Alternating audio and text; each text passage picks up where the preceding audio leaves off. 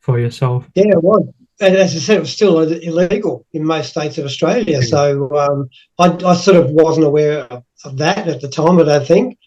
But I just knew that, again, being in the wrestling business, because it was pretty tough, and most of the guys were sort of, again, like really sort of macho-y type of guys. And I told a few of the guys that I was gay, and they just said, don't mention it. But I was always myself. I never hid myself. And then once a year or two had passed, well, after I told my family, I pretty much then just told everybody, and I didn't care then. So, and I felt more confident in myself. And everyone I've taught, I always told them all beforehand that I was gay, if they had an issue or a problem with that.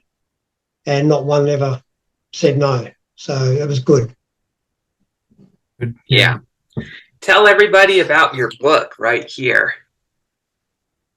Well, the book is Dazzler Dunlop, Inside My Squared Circle. And over the years, sitting around talking to different, again, wrestling fans and fellow wrestlers, we'd all sit around and tell stories. And I used to tell a lot of stories, and they all kept saying to me, oh, you should write a book, you should write a book. So it was in the back of my head, but I never had time, because when I was working a 55-hour week. So you never got much spare time. So when I retired 6 years ago, one of the first things I thought I'd do is sit down and write the book. And I thought it would be quite easy, but it was very, very hard.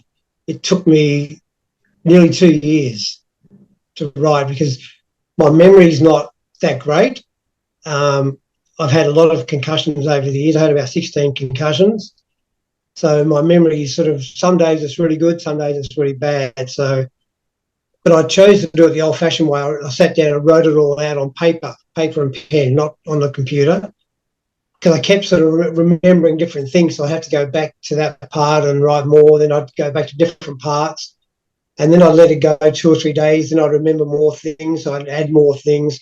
And once I felt I had enough, I sat down and finished it off. Then I did it all on the computer, and I'd send off the rough draft to about 6 publishing companies, and I didn't even get a reply from most of them, but there was 2 that replied, and they said there wasn't enough. They needed more.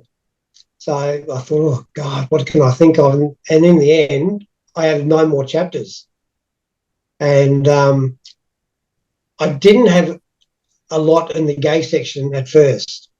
And so in the end, we made that the biggest chapter. So, because that's who I am. So, and again, I had to sort of keep remembering different things. And even now, I still remember things now that should have been in the book, but they weren't. So I'm writing them down still. I've got 3 notepads. I've got one next to the computer, one next to the kitchen table, and one next to my bed. So, because sometimes I'll get up at 3 o'clock in the morning and I'll just remember something. So I'll get up and write it down straight away before I forget. So I've got a whole list of things there to, if anything else ever happens, to write again or add to it or whatever. Yeah. That's really cool. Fire away, Brendan. And did you remember most things in the morning or at night or in the middle of the day? Like, when did you sort of think of or remember the past so you started to write? My things seem to come to me early in the mornings. Like, I've always been a morning person. I've always used to get up like 4:30, 5 o'clock in the morning to go to work. So I always started work at 6:30 for the last probably 30 years. So I'm a morning person. So that's probably when I'm at my brightest. Towards the end of the day, I'll get a little bit tired and restless. So maybe it's not as a good time then. But as I said, I'd get up, and sometimes at 3 o'clock, 4 o'clock, and I'd just get there and I'd just sit down and write. Next thing I know, it's like 6 or 7. So I've been there 2 or 3 hours, and just all this stuff just comes out. So, and it still happens today every now and then, yeah. Yeah, for sure. So yeah, who's your biggest hero in wrestling? Oh, blimey. In America, Ric Flair. Everyone knows Ric Flair.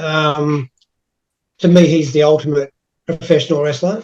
Um, he's a showman, but he can actually wrestle, and he can wrestle for 1 hour, 7 nights in a row. And most of the guys today have struggled to do 10, 15 minutes. So that's good old-fashioned wrestling.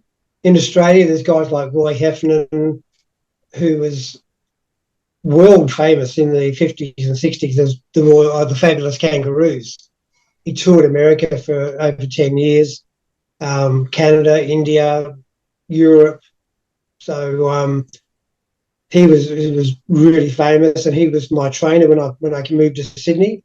And I mean, I'd learned twice as much from him as I did from the five guys I'd learned in the beginning. So that was incredible. And it's just people like there's a guy called Jack Little who was a commentator here. He was an American born, but he came to Australia in the mid 50s and stayed here till he passed. Again, just the knowledge of these people, and these people were my friends. It was just amazing. Like Steve Rackman, there was just so many, and Bob Blassie. All these guys were such a massive big help to me, and yeah, it was fantastic. Yeah, fire away, Brendan. It would have been good to have all that like support and friendship with like a family group within the wrestling. Yeah, the wrestling group. Yeah. Yeah, Uh, I mean, like there was a guy called Russ Carew as well. He was a president of one of the clubs that we wrestled at, and in the end, he joined our wrestling company to help us promote. And he became like a second father to me. Roy Heffernan became like a second father to me, and I'd go around to Roy's house probably once or twice a week. I'd go to Russ's place. I'd see Russ probably 3 or 4 times a month. As the same with Bob Blassie. And even now, I'm still very close friends with Bob Blassie now. We speak on the phone at least once a week. We don't catch up as much because his schedule and my schedule it's always different, but we still speak on the phone all the time. We message each other at least 3 or 4 times a week.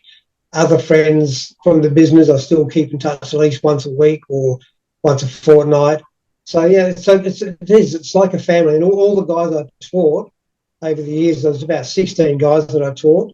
Um, to me, they're once I take them in as my students, they become my family, and I'm still pretty close with most of them. Good to hear. So, what are your hopes for the future? I just want to travel more and enjoy life while I can. Like my health is not sensational. I've got quite a few health issues. Um, so while I can, I want to do as much travelling. And actually, we're going off in 3 weeks' time to Finland, so it should be fantastic. that'll be good. So Yeah. we're going away, only going away for 16 or 17 days, and then the following month we go to Ireland, and then we go back to America in May, and then we're going to do a Caribbean cruise from Florida. So we've got 3 quick trips planned in a row, and then we've got a 4 month break. Then we go back to Canada again at the end of the year. So we're trying to do at least 4 trips a year overseas, and then we still want to see bits of Australia as well. We want to go back to Melbourne. We want to go back to Tasmania and up to Darwin and Cairns and all those sort of places. So that's what I want to try and do the next 2 or 3 years before I get my hips replaced. I want to do as much travelling as I can because I don't know what the outcome's going to be when I get my hips done. So I won't be able to travel for at least probably 6 months or more. So we'll just have to see what happens. Yeah, for sure. That sounds good. Do you have any final thoughts, Brendan? Do you like where would you want to go first if you went overseas? What's your favorite? Canada's my favourite place. Ah, yes. I've been there about 5 times, and we're going back in November for 3 weeks. So yeah, it's just unbelievable. And I love Switzerland. England, I want to go back to England because my mother was from England, so I'm half a Pom type of thing. So I want to go and do a bit more exploring over there. I want to go to the areas where my mother was born. So there's always new things to see. Like I try and do as much new things as I can. Like even when we go back to Canada this November, we're going to 3 new places we haven't been to before. Like we've done most of it now, so but we're trying to find little places we haven't been to. So just to make it a little bit different each time. Great to hear. So yeah, that's all we have for now, but we thank you for coming on. Pleasure, always. Thank you. Feel free to take us out, Brendan. I'd like to thank our guest, Ken, and my co-host, Doug. And thank you for watching Relentless and Unstoppable. We'll see you next time.